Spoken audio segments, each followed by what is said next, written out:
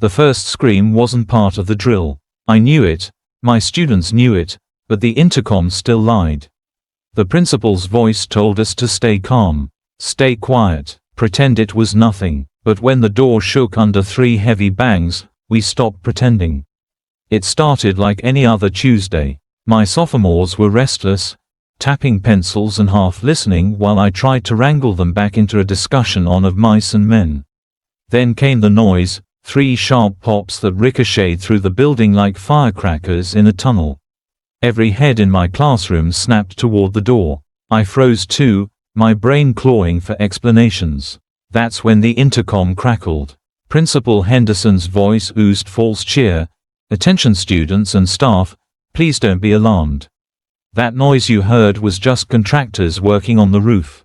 Carry on with instruction." Even as he said it, I knew he was lying. Or worse, he was in denial. The air itself felt wrong, thick with fear, and 30 pairs of wide eyes locked on me, waiting for guidance. I grabbed the classroom phone and called the office. The secretary's voice was shaky, like she knew the truth. But before she could say more, Henderson snatched the receiver. His tone dropped to a hiss. "Stop being hysterical," he snapped. "If you scare these kids or disrupt the day, I'll have you removed. And I'll personally make sure the board reviews your license." My stomach turned to ice. Threats. Instead of safety, threats. I hung up, palms damp, pulse rattling in my ears. Then 5 minutes later, 3 more pops, this time closer. Screams, high-pitched and real, tearing through the main hallway. My students flinched as one, and a girl in the front row whispered, "My friend just texted. There's someone with a gun." The intercom came alive again, Henderson insisting it was just the drama club rehearsing. That's when I knew, this wasn't construction, this wasn't rehearsal, this was survival. The intercom clicked off, leaving the room in dead silence except for the sound of shallow, panicked breathing.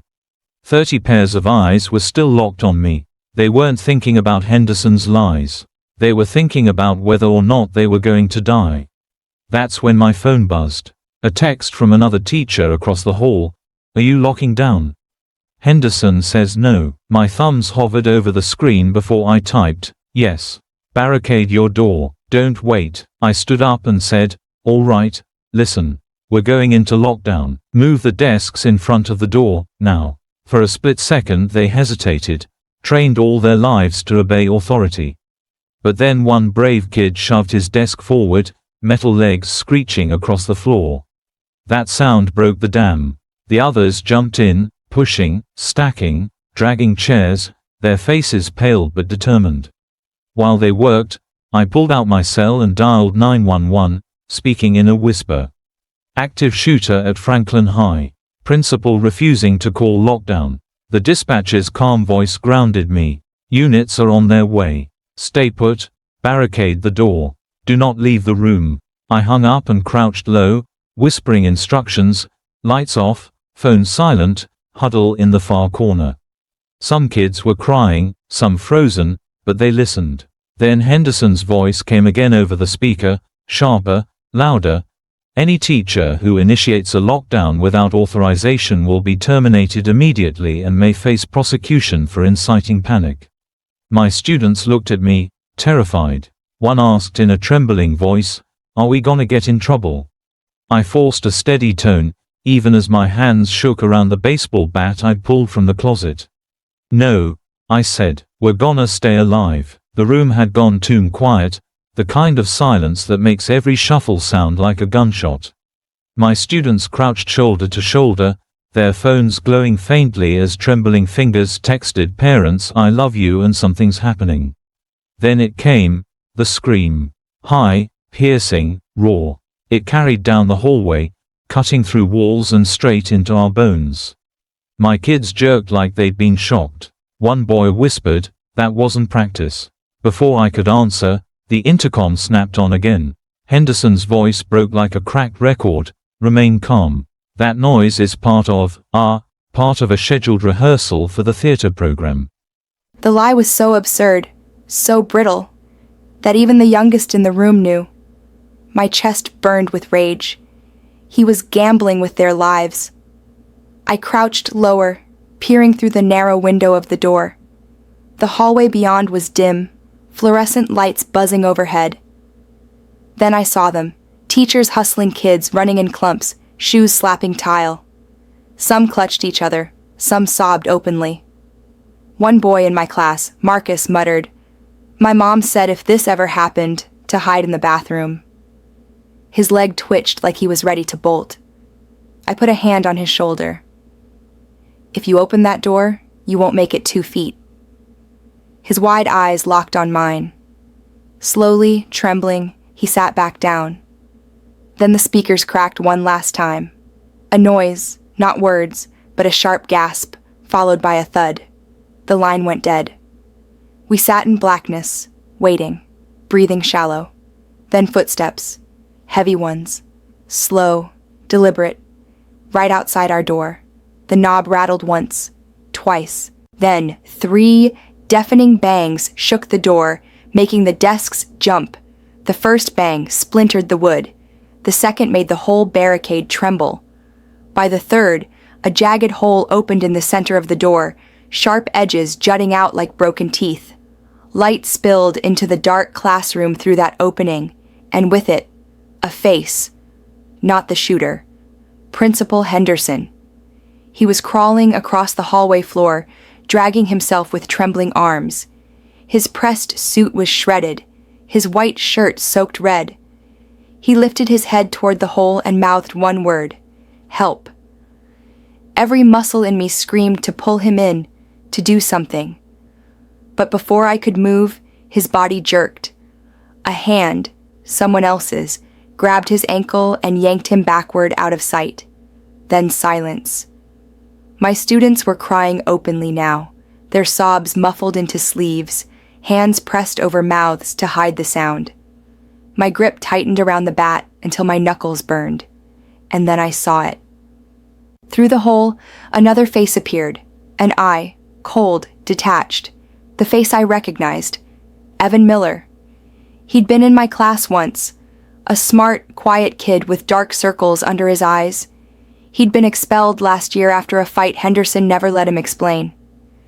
I remembered the day security escorted him out, his face blank as stone. Now he was standing inches from me, the muzzle of a rifle pointed through the hole. I braced for it. My body tensed, ready to absorb the first bullet and pray the kids had enough time to scatter. Evan's finger pulled the trigger. Click. He tried again. Click. Again. Click. The gun jammed. He lowered it, eyes never leaving mine, lips twitching into the faintest smile. And then, without a word, he walked away. The silence after Evan walked away was heavier than the gunfire we'd expected.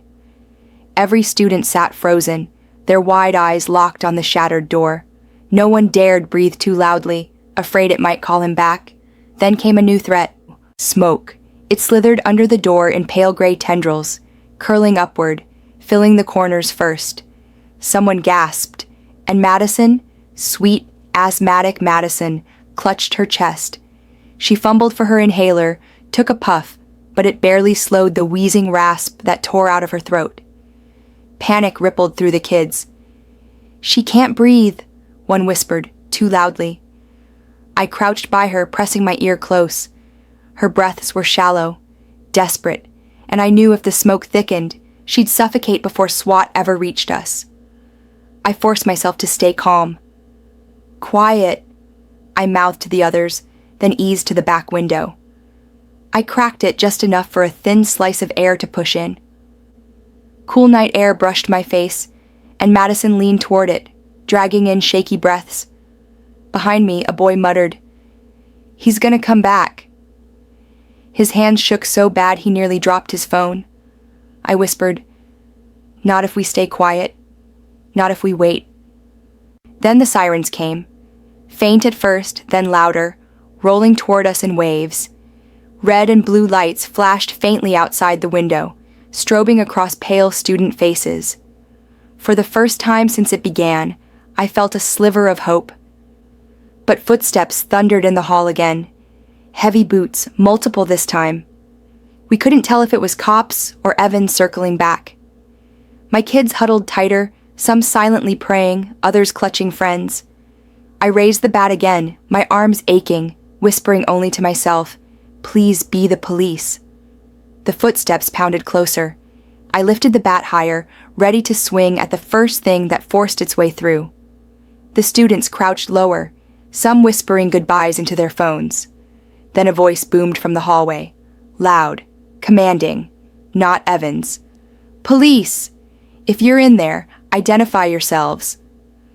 Relief flooded me so fast I nearly dropped the bat. But I didn't move yet. Training told me shooters sometimes trick victims by shouting police. I pressed my lips to the doorframe and whispered, "Code word?" The voice answered without hesitation, "Pineapple juice." The dispatcher's phrase, the one she'd promised me. My chest collapsed with relief. I shoved the desks aside with shaking arms, unbolted the door, and cracked it open just an inch. A SWAT officer in full gear filled the frame, weapon raised but steady, visor reflecting our dark classroom. "We've got you," he said. His tone was flat, calm, professional, but it was the most beautiful thing I'd ever heard. "Kids first," I whispered. One by one, we funneled out the window instead, just as they directed. Officers had set up ladders outside, guiding the students down to the grass. Some stumbled, some wept, but every single one went. I counted each, 27, 28, 29, but not 30. Marcus, the quiet boy from the back corner. His desk was empty, his bag still under it. My heart jolted. I scanned every face in the grass outside, praying I'd missed him. Nothing. I turned to the officer. "One's still missing." He nodded sharply. "We'll find him." But the words didn't erase the image already clawing at my chest.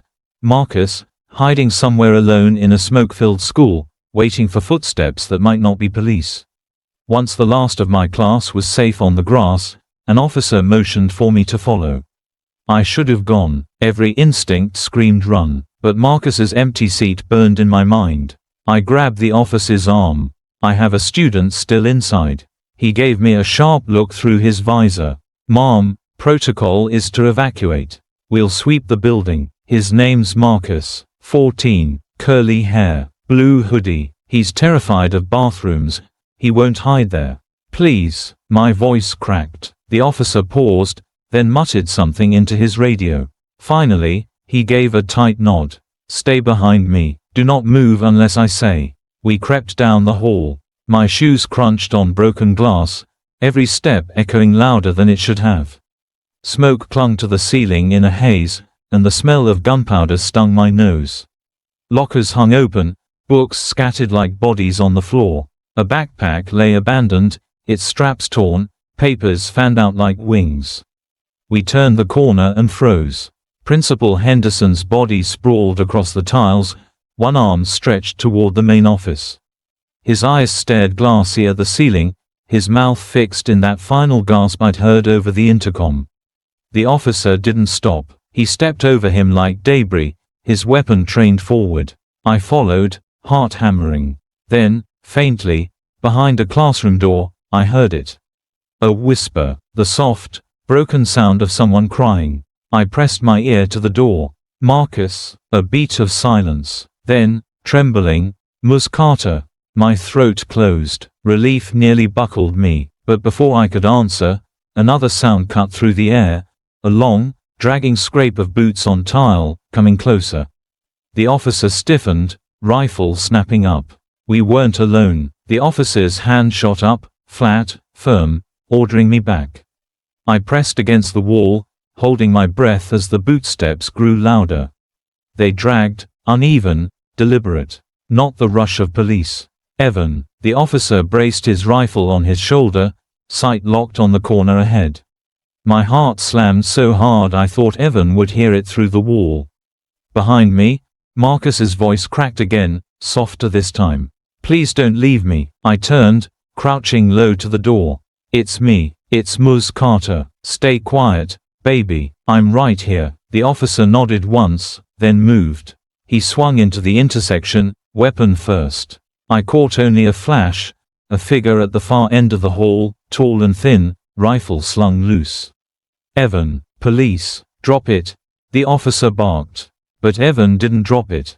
He didn't even flinch. He just smiled, raised his free hand, and waved. Slow, taunting. Then he vanished back into the smoke. The officer cursed under his breath, then motioned to me. "Get the kid, fast." I shoved the classroom door open. Marcus bolted into my arms, shaking so violently I could feel his bones clattering. His hoodie was damp with sweat, his face streaked with tears. "I thought you left me," he sobbed. "Never," I whispered, pulling him close. "Not ever." The officer urged us forward, back toward the evacuation route. But as we moved, something on the floor caught my eye, scratches, etched deep into the tile. 3 words, scrawled with something sharp: "You forgot me." My stomach dropped. That wasn't Marcus's handwriting, it was Evan's, and he wanted me to see it. We pushed down the hallway fast, Marcus clinging to my arm like it was a lifeline. The officer kept his weapon trained ahead, eyes cutting left and right. Every open classroom felt like a trap, every corner a blind turn into death. The intercom sputtered back to life, static first, then a voice. "Not Henderson, not any cop. Evan." "Funny, isn't it?" he drawled. His tone was calm, steady, like he was reading morning announcements. "All year, nobody heard me. Nobody saw me. But tonight, oh, tonight I'm the only one you can't stop listening to." Marcus whimpered, covering his ears. I yanked him closer, but the words still crawled into us. The officer hissed into his radio, "Shooters on comms, moving west wing." No answer came back, just static. We rounded another corner, and there he was. Evan stood in the middle of the hall, silhouetted by the strobe of police lights flashing through a far window. The rifle dangled casually in one hand. In the other, he held a school ID badge, swinging it like a pendulum. My breath snagged when I saw the name. "Marcus, looking for this," Evan called, his voice echoing. His smile was sharp, joyless. "He left it behind in art class. Guess he didn't think anyone would notice." Marcus buried his face in my sleeve, trembling so hard I thought he might collapse. The officer barked, dropped the weapon, and raised his rifle. Evan didn't. He stepped backward, into the smoke, dragging Marcus's ID badge across the lockers with a metallic screech. Sparks flew, then he was gone again. The officer swore under his breath. "He's hunting. He wants you." My hands clenched around Marcus's shoulders. Because I knew the truth. He wasn't wrong. Should I go ahead and finish with part 10 now? We moved faster now, almost running, the officer leading us toward the exit. My lungs burned from smoke and fear, my grip welded to Marcus's hand. Then Evan's voice came again over the intercom, softer this time. "Ms. Carter, you always told us to use our voices. To be heard. Well, I'm loud now, aren't I?" The sound of my own name stopped me cold. Marcus whimpered, tugging my arm, but my legs locked. The officer barked, "Keep moving," and shoved me forward. We burst into the cafeteria, glass doors ahead showing flashing red and blue lights. Safety. We were close, but Evan stepped out from behind the lunch counter. Rifle raised, eyes locked on me. Time slowed. I shoved Marcus behind a table, screaming, "Stay down." The officer fired first, 3 sharp cracks. The glass windows shattered, raining shards. Evan staggered, the rifle clattering from his hands. For a second, he stood swaying, mouth curling in that same faint smile. Then he fell. SWAT officers stormed the cafeteria from the outside, shouting commands, pulling Marcus and me through the broken glass to safety. I stumbled onto the grass, the night air cold and wet against my face. Marcus collapsed into my lap, sobbing into my shirt. I held him, rocking, even as sirens wailed and helicopters churned the sky. But my eyes stayed locked on the cafeteria, where they zipped Evan into a black bag. He'd gotten what he wanted, an audience. We'd all heard him, finally. Days later, the news called me a hero. Parents hugged me, the board shook my hand. But at night, I still hear his voice, bleeding through static, "You forgot me." And I wonder, what if he was right? Stories like this shouldn't exist, but they do, and will again, unless we stop pretending it can't happen where we live.